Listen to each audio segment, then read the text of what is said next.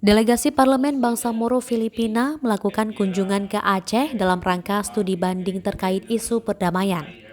Sebanyak 13 anggota Parlemen Bangsa Moro Filipina yang hadir ini berharap dapat memperoleh wawasan dan informasi mengenai proses perdamaian dan pembangunan di Aceh. Dalam pertemuan ini, mereka bertemu dengan Komisi Kebenaran dan Rekonsiliasi atau KKR Aceh, serta aktivis dari berbagai organisasi masyarakat sipil di Aceh.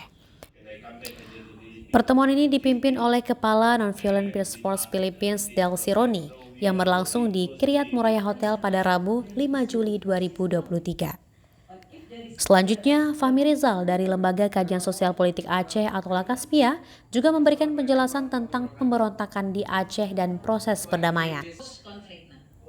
Ketua Delegasi Parlemen Aida Silongan yang menjabat sebagai Ketua Komite Pelayanan Sosial dan Pembangunan mengatakan selama proses transisi ini terdapat berbagai tantangan terutama terkait implementasi perjanjian perdamaian seperti amnesti yang belum sepenuhnya terlaksana. Dia juga ingin mengetahui tentang pembentukan partai politik lokal, Komisi Kebenaran Rekonsiliasi, Dana Otonomi Khusus, dan pemenuhan hak korban. Selama 3 hari di Aceh, delegasi ini juga akan mengunjungi kantor DPR Aceh, BRA, Wali Nanggro Aceh, dan kantor Komite Peralihan Aceh atau KPA dengan tujuan mendapatkan informasi yang lebih mendalam mengenai upaya merawat perdamaian dan rekonsiliasi di Aceh.